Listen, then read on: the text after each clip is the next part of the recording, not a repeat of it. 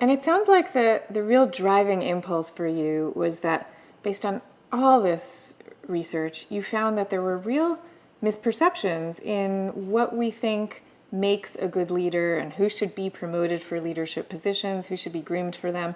So can you talk a little bit about what those misperceptions are and why they need to be corrected?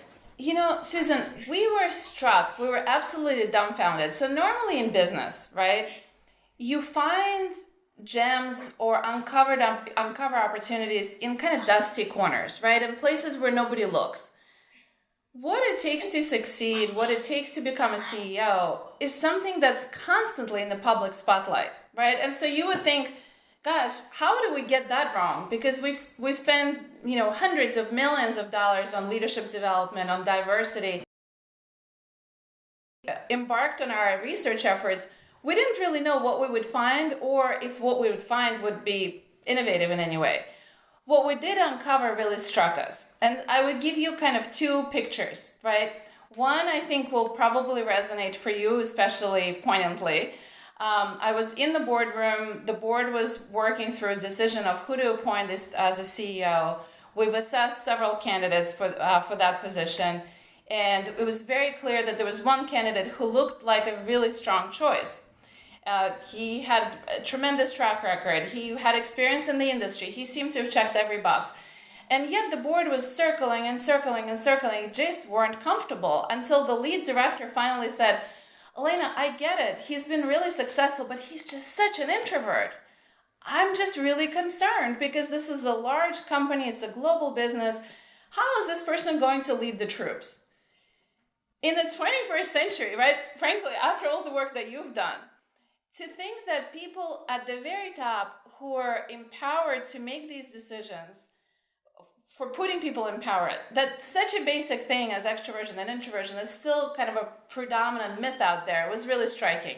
So then when we looked at the data, we actually uncovered a lot of different myths that really, really shocked us. So one of them is the fact that we all have this picture in our minds, or many of us do, of this charismatic, larger-than-life personality who rides in on a white horse and just with a force of natural charisma, gets the troops to follow them through hell and high water.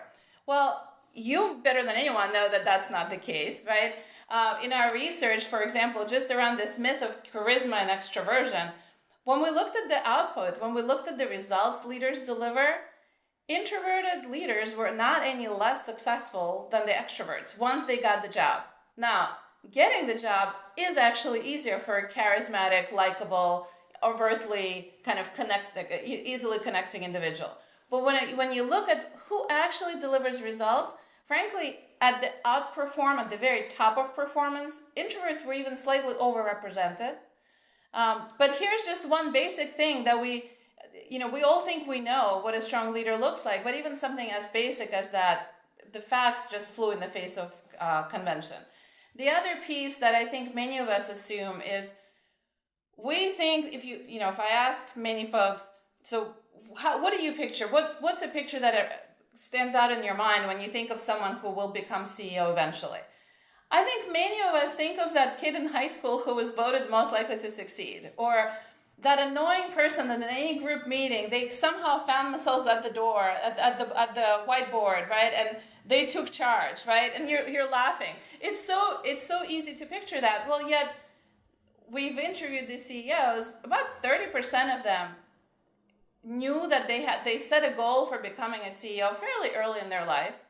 70% had no idea who they wanted to become when they grow up, right? Outside of their applications that I'm sure they had to fill out with their lofty visions.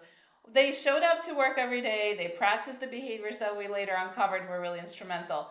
And only when they got within earshot of the CEO role, did this aspiration become relevant for them. And so, especially for women, I often hear women saying, well, gosh, I don't know if I'm cut out to be CEO. Well, the point is 70% of the CEOs out there actually didn't know they were cut out to be CEO until they got really, really close to the role.